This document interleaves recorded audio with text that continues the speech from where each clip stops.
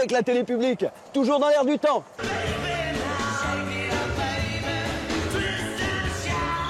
Cette campagne est pourrie. Pour une fois, pas parler politique parce qu'on savait qu'ils étaient d'une lâcheté crasse, et j'en fais partie parce qu'il y a longtemps que je suis en politique, mais on ne savait pas que les journalistes l'étaient autant.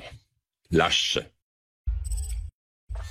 La colère sourde de tous ces Français qui ont compris que le système ne marchait plus et qu'il fallait en proposer un nouveau, un différent, un plus efficace.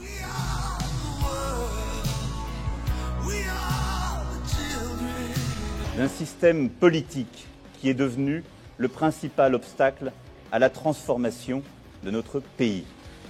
Ce système, je le refuse. Nous sommes dans une situation de crise majeure.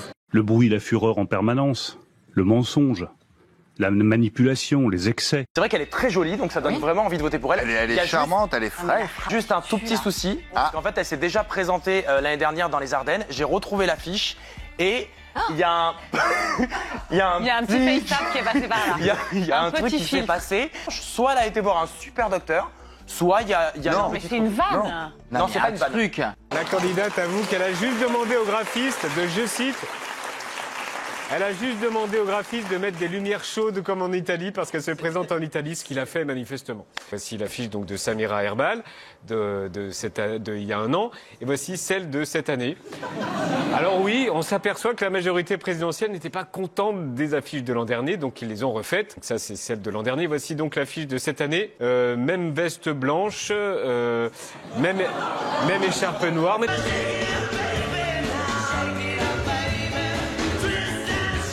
Nous sommes dans une situation de crise majeure.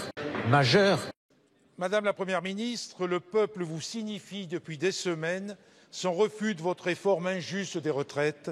Cette mobilisation ne faiblit pas. Vous ne pouvez pas, Madame la Première ministre, gouverner non seulement sans, mais contre le peuple et ses représentants. Furieusement, passionnément, rien à foutre. Vous céderez car 2 Français sur 3 souhaitent votre départ. Vous céderez car passer en force contre le peuple, les syndicats, le Parlement relève d'une folie. Moi aussi, j'ai quelques mots à partager. Madame la Présidente Panot, avec votre groupe, vous êtes des représentants de la nation. Alors respectez le résultat des urnes et les votes au Parlement. Respectez nos institutions et respectez enfin notre démocratie. Je vous rafraîchis la mémoire. 11 condamnations dans la majorité, dont celle de violence envers une ex-compagne, avec refus du bureau de l'Assemblée nationale de lever l'immunité parlementaire du député concerné et un autre condamné pour harcèlement sexuel envers une collaboratrice. Je vous demande de vous arrêter.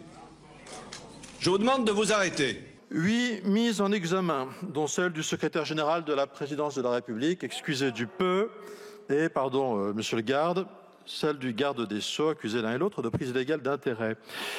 12 enquêtes en cours, dont une concerne le ministre du Travail pour favoritisme.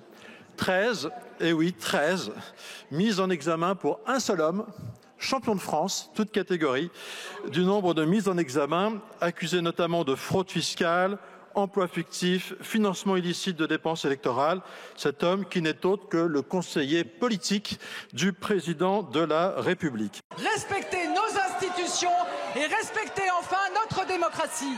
Les prestations de conseil de l'État et de ses agences dépassent le milliard d'euros en 2021.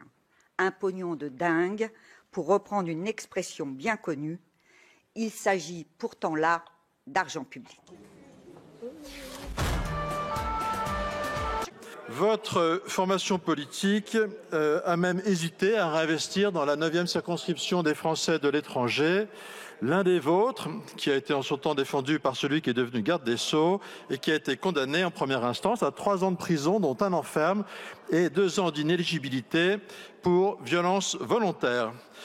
Mais qu'est donc devenu ce candidat à l'élection présidentielle qui, en 2017, déclarait qu'un ministre devrait quitter le gouvernement s'il était mis en examen? Monsieur le ministre, est-ce que vous allez démissionner? Ce n'est pas à l'ordre du jour. Je suis un champion! Merci. Le président Macron, au contraire, aura, contrairement à tous ses prédécesseurs, renoncer à cette exigence éthique, alors même qu'un des premiers signataires de ce texte, par ordre alphabétique, est accusé au terme de 2 plaintes de viol sous soumission chimique et de tentative de viol. Beau bilan.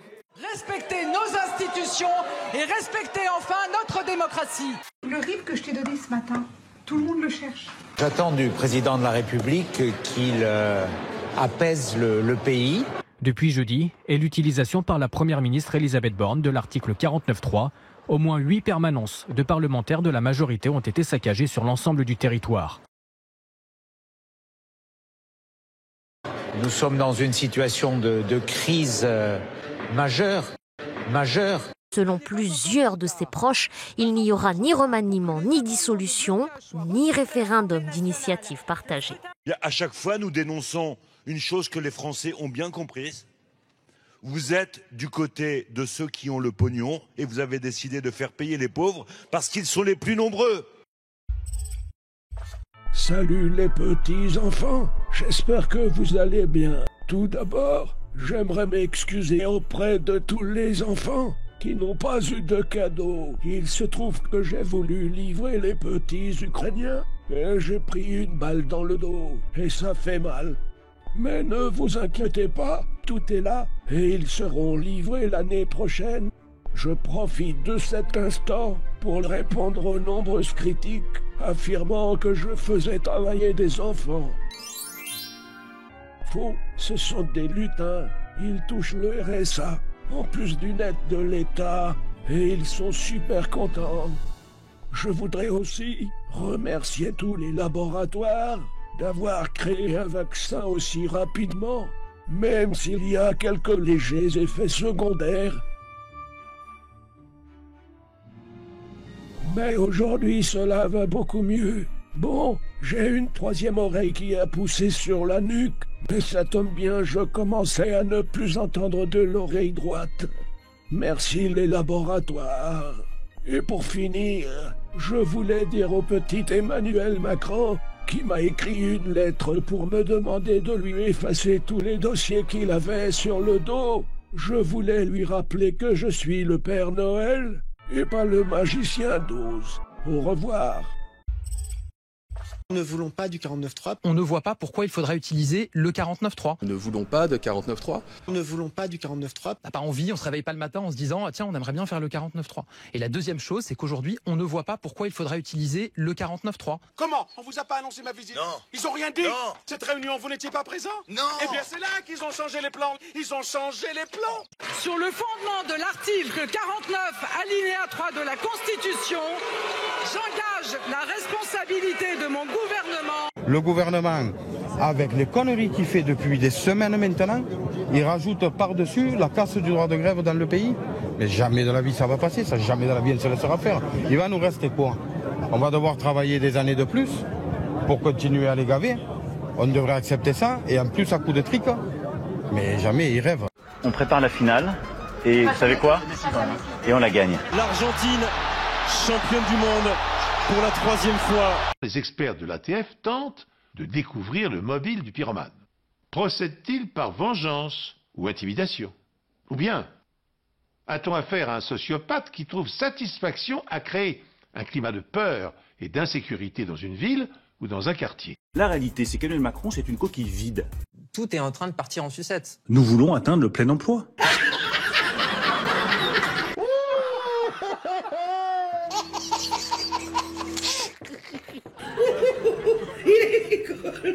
Quand on regarde ce qui se passe depuis maintenant plus de 5 ans, nous sommes en train de réussir ce que la France n'avait jamais réussi depuis un demi-siècle, aller vers le plein emploi.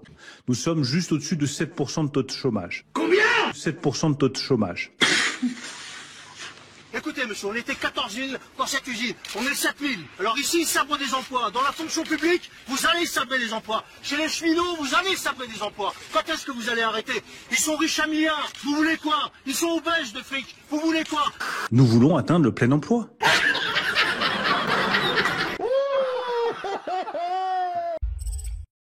La réalité, c'est qu'Emmanuel Macron, c'est une coquille vide. où chacun arrive avec des propositions qui peuvent être tout aussi différentes les unes que les autres, mais on ne sait pas où on va. Et je pense que c'est dangereux pour le pays. Je pense que cette candidature, sans projet, sans proposition, sans vision, c'est dangereux parce que c'est ce qu'on a connu depuis très longtemps et ça se solde toujours par des déceptions. Monsieur Bruno Le Maire, ministre de l'économie. Emmanuel Macron, c'est l'homme sans projet, parce que c'est l'homme sans conviction. Près de 300 militants syndicaux ont jeté des poubelles sur le siège du parti présidentiel Renaissance.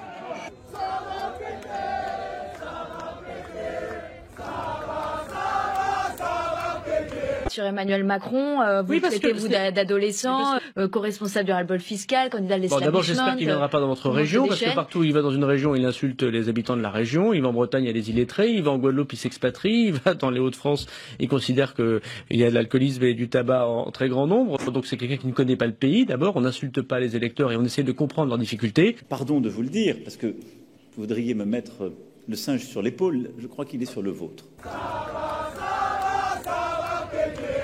Donc c'est quelqu'un qui ne connaît pas le pays. D'abord, on n'insulte pas les électeurs et on essaie de comprendre leurs difficultés. Encore une fois, en direction du monde du travail. C'est catastrophique. C'est des malades. C'est lamentable. C'est lamentable. C'est des guignols. Ils sont là uniquement pour la place, pour couper les rubans, les conneries comme ça, puis c'est tout. Parce que c'est des personnes, à la base, elles étaient pas faites pour ça. C'est tout. Et c'est la vérité. Tu es d'accord, t'es pas d'accord, je m'en fous. Macron, c'est de la soupe. Pour l'instant, tout ce que j'entends, oui, c'est de la soupe. De la situation d'EDF, la situation de la SNCF qui sont catastrophiques, c'est bien le ministre de l'économie qui est responsable. Là, vous nous avez vraiment pompé. Non, c'est pas vrai. Mais je vais vous expliquer. Les retraités, dites donc. Mais en réalité, vous savez, ce qui fait que la grippe s'arrête au printemps, c'est pas la chaleur. C'est qu'en fait, au printemps, qu'est-ce qui se passe? On ouvre les fenêtres, on ouvre les portes, on n'est plus confiné dans des lieux, on va dehors. Et donc, c'est le confinement qui provoque la circulation du virus. Je m'enfonce. Pourquoi? Je ne sais pas, je vous dis. Mais vous vous enfoncez sans réagir? Mais si je réagis, je m'enfonce encore plus, c'est bien connu. C'est le confinement qui provoque la circulation du virus. C'est des malades! C'est des malades! Il y a eu des centaines de milliers de chômeurs en plus au cours de ce quinquennat. C'est bien le ministre Emmanuel Macron qui en est aussi Vous l'entendez pour l'instant.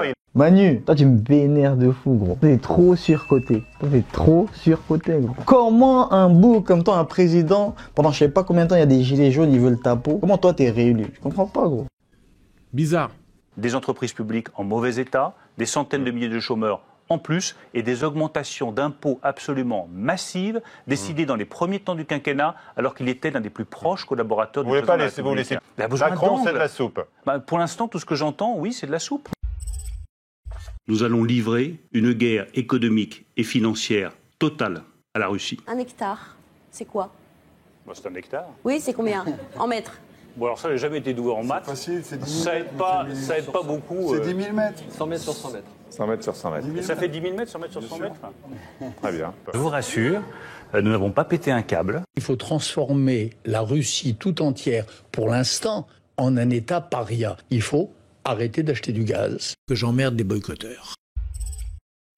Modulo quelques petits événements qui sont normaux, sauf à aseptiser les foules, ce qui est pas ce que j'aime faire. L'ambiance est bonne. Oh, il a pas osé.